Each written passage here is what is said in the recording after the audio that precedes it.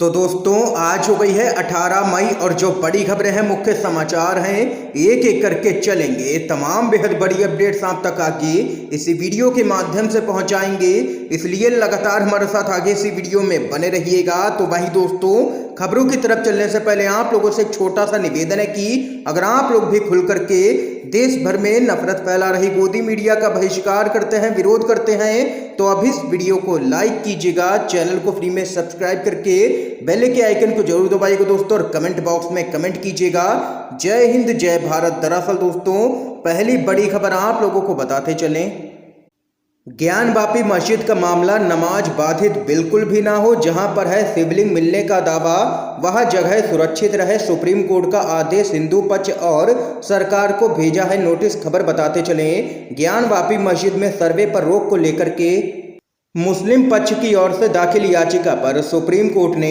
जिला प्रशासन को आदेश दिया है कि नमाज को बाधित किसी भी कीमत पर नहीं किया जाए, और वहीं जहां पर शिवलिंग मिलने का दावा है उस जगह को भी सुरक्षित रखा जाए। इसके अलावा कोर्ट ने यूपी सरकार और हिंदू पक्ष को नोटिस जारी करके उनका जवाब भी मांगा है। अब इस मामले में सुनवाई 19 मई को होगी।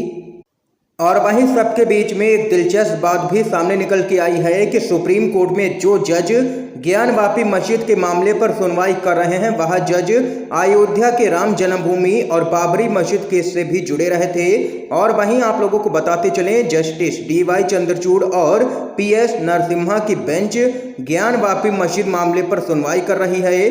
दोनों ही अयोध्या केस से भी जुड़े रहे हैं। इनमें से एक तो हिंदू पक्ष की तरफ से वकील भी रहे थे। दरअसल दोस्तों, हिंदू पक्ष के वकील रहे थे जस्टिस नरसिम्हा, जिसको लेकर के अब दोनों ही जजों को लेकर के सोशल मीडिया पर बवाल मचा हुआ है।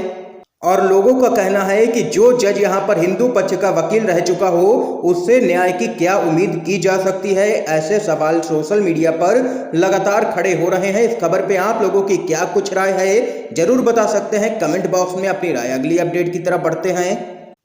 नजर रखें, सुरक्षा दें ताकि कोई भी दंगा ना भड़के। संघ प्रमुख के बंगाल दौरे को लेकर के ममता बनर्जी ने पुलिस अधिकारियों को दिए हैं खास निर्देश। खबर आप लोगों को बताते चले, RSS के प्रमुख मोहन भागवत 4 दिनों तक पश्चिम बंगाल के पश्चिम मेदिनीपुर के कोसियारी में RSS की एक बैठक में हिस्सा लेंगे। इस पर पश्चिम बंगाल की मुख्यमंत्री ममता बनर्जी ने RSS के प्रमुख मोहन भागवत के दौरे से पहले सुरक्षा व्यवस्था की समीक्षा करते हुए पुलिस अधिकारियों से कहा है कि यह सुनिश्चित करें कि कोई भी दंगा ना हो। ममता बनर्जी ने कहा है कि RSS प्रमुख मोहन भागवत 17 से 20 मई तक पश्चिमी मिदनापुर के कोसियारी गांव में रहेंगे। उनका एजेंडा क्या है किसी को नहीं पता, इसलिए उन पर नजर रखें और उचित सुरक्षा दें ताकि वे दंगे ना भड़काएं।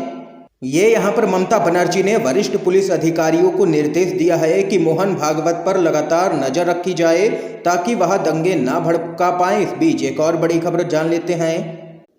ज्ञानवापी के बाद अब मथुरा का शाही ईदगाह सील करने की मांग उठी है। कोर्ट में याचिका कर दी गई है दायर। खबर बताते चलें, वाराणसी के ज्ञानवापी मस्जिद के वजू खाने को सील करने के बाद अब मथुरा के शाही ईदगाह मस्जिद को सील करने की मांग की गई है। इस संबंध में मथुरा के स्थानीय कोर्ट में एक याचिका दायर कर दी गई है। यह याचिका वकील महेंद्र प्रताप की ओर से लगाई गई है। याचिका में कहा गया है कि कृष्ण जन्मभूमि के अवशेष से छेड़छाड़ की आशंका है, ऐसे में शाही ईदगाह को सील कर दिया जाए। और वहीं आप लोगों को बताते चलें, वकील महेंद्र प्रताप इस मामले में हिंदू पक्षकार हैं। ये यहाँ पर दोस्तों देख सकते हैं कि अब मथुरा का शाही ईदगाह सील करने की मांग उठी है और कोर्ट में याचिका दायर की गई है। इसके साथ ही एक और बड़ी खबर जान लेते हैं। तेलंगाना में बोले हैं अमित शाह, सरकार में आई बीजेपी तो मुस्लिम आरक्षण होगा तुरंत खत्म। खबर बताते चलें, तेलंगाना में अगले साल होने वाले विधानसभा चुनाव की तैयारियों में भारतीय जनता पार्टी अभी से ही लग गई है। गृह मंत्री अमित शाह ने कहा है कि अगर उनकी पार्टी सत्ता में आती है तो अल्पसंख्यक कोटे को तुरंत खत्म कर दिया जाएगा। अमित शाह ने कहा है कि अगर बीजेपी सत्ता में आती है तो राज्य के किसानों के अनाज को पूरी तरह खरीद लेगी। इसके साथ ही अमित शाह ने रैली को संबोधित करते हुए यह भी कहा है कि उनकी पार्टी अगर राज्य में सत्ता में आती है तो राज्य में अल्पसंख्यक आरक्षण को समाप्त करेगी। और अनुसूचित जाति, अनुसूचित जनजाति और अन्य पिछड़ा वर्ग के लिए कोटा बढ़ाएगी। ये यहाँ पर अमित शाह ने बयान जारी किया है और कहा है कि अगर तेलंगाना में सत्ता में भाजपा आती है तो मुस्लिम आरक्षण खत्म किया जाएगा। इस बीच एक और बड़ी खबर बताते चलें।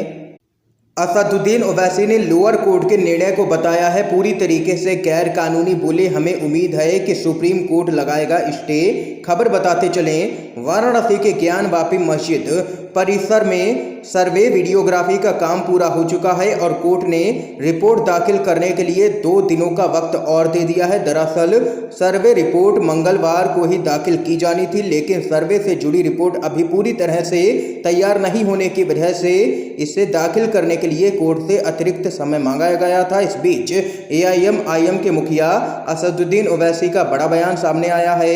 ओवैसी ने कहा है कि लोअर कोर्ट का निर्णय पूरी तरीके से गैर कानूनी है। हम उम्मीद कर रहे थे कि सुप्रीम कोर्ट उस आदेश पर स्टे लगा देगा, लेकिन इससे हमें निराशा हुई है।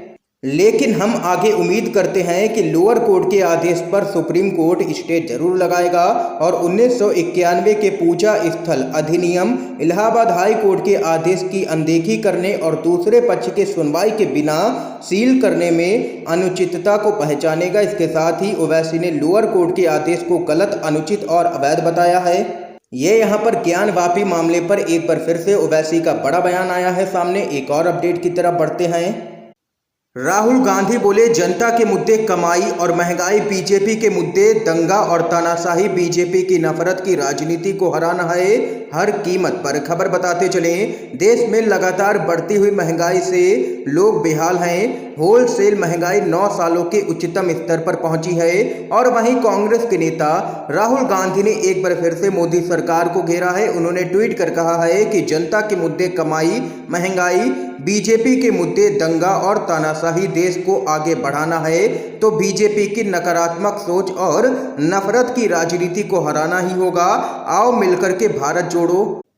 ये यहाँ पर राहुल गांधी ने देश भर में लगातार बढ़ती हुई महंगाई के मुद्दे पर घेरा है केंद्र की मोदी सरकार को। इस बीच एक और बड़ी खबर बताते चले आप लोगों को। ज्ञान वापी मामले को लेकर के अखिलेश यादव का बड़ा बयान किया है ये दावा। खबर बताते चलें, वाराणसी की ज्ञान वापी मस्जिद को लेकर के समाजवादी पार्टी के अध्यक्ष और विधानसभा में नेता प्रतिपक्ष अखिलेश यादव का बड़ा बयान आया है। ये पहली बार है जब अखिलेश यादव ने इस मुद्दे पर अपनी प्रतिक्रिया दी है। सपा के नेता अखिलेश यादव ने इस मुद्दे पर बीजेपी सरकार को घेरते हुए कहा है कि ज्ञान वापी जैसी घटनाओं को जानबूझ करके बीजेपी और उसके सहयोगियों के द्वारा भड़काया जा रहा है। इसके साथ ही उन्होंने कहा है कि बीजेपी के पास महंगाई और बेरोजगारी जैसे मुद्दों का जवाब नहीं है, इसलिए इस तरह के मुद्दे भाजपा के द्वारा उठाए जा रहे हैं और चुनाव तक ऐसे मुद्दों को उठाने के लिए बीजेपी के पास नफरत वाला कैलेंडर है। ये यहाँ पर अखिलेश यादव ने जबरदस्त तरीके से ज्ञान वापी के मामले पर घेरा है भाजपा को। एक और बड़ी खबर बताते चले आप लोगों को। ये जो नए नए मुद्दे निकल रहे हैं यह देश के लिए अच्छा नहीं है। ज्ञान वापी मामले पर खड़गे का बड़ा बयान। खबर बताते चलें, कांग्रेस के नेता मल्लिकार्जुन खड़गे ने ज्ञान वापी मुद्दे पर बयान जारी किया है। कांग्रेस के नेता ने देश में इस वक्त सबसे चर्चित विवाद ज्ञान वापी मस्जिद मामले पर बोलते हुए कहा है कि इस तरह के नए मामलों का सामने आना देश के लिए अच्छा नहीं है। इसके साथ ही उन्होंने कहा है कि कुछ लोगों को विभाजित करने की कोशिश की जा रही है। इसके साथ ही उनका कहना है कि लगातार भाजपा की तरफ से लोगों को बांटने का काम किया जा रहा है। यह हमारे देश के लोकतांत्रिक व्यवस्था को बिगाड़ने के लिए किया जा रहा है। ये यहाँ पर कांग्रेस के नेता मल्लिकार्जुन खड़गे ने घेरा है केंद्र की मोदी सरकार और भाजपा को। इस बीच एक और बड़ी खबर बताते चले आप लोगों को। ज्ञान वापी मस्जिद का मामला सर्वे कमिश्नर पर गिरी है गाज, कोर्ट ने हटाया, जानकारी लीक करने का था आरोप। खबर बताते चलें, वाराणसी के काशी विश्वनाथ परिसर में बनी ज्ञान वापी मस्जिद का सर्वे करने वाली टीम के एडवोकेट कमिश्नर अजय कुमार मिश्रा को उनके पद से हटा दिया गया है। अजय मिश्रा को कोर्ट ने टीम का मुखिया नियुक्त किया था। उनके निर्देशन में ही टीम ने ज्ञान वापी का सर्वे किया था, जिसमें शिवलिंग मिलने का दावा भी किया गया था। और वहीं बनारस की एक कोर्ट ने इस मामले की सुनवाई यहां पर की है और बड़ी कार्रवाई की है। बनारस की कोर्ट ने अपने फैसले में कहा है कि वकील कमिश्नर की जिम्मेदारी बहुत ज़्यादा होती है। उनके सहयोगी आरपी सिंह हिदायत के बावजूद मीडिया में बातें लीक कर रहे थे। उन्हें उनके पद से हटा करके विशाल सिंह को जिम्मा दिया गया है और 2 दिन की मोहलत इन लोगों को दी गई है, जिसके भीतर यहाँ पर इन लोगों को अपनी पूरी रिपोर्ट कोर्ट में पेश करनी ही होगी। ये यहाँ पर इस समय की आज की सभी बड़ी खबरें थी, मुख्य समाचार थे जो हमने आप लोगों तक पहुंचाए हैं UNVDB के माध्यम से। अगर आप लोगों को ये वीडियो पसंद आया हो तो इस वीडियो को लाइक कीजिएगा, ज़्यादा से ज़्यादा इस वीडियो को शेयर कीजिएगा ताकि आप सभी के दोस्त भी मुख्य समाचारों को जान सकें। वीडियो देखने के लिए दोस्तों आप सभी का बहुत बहुत धन्यवाद।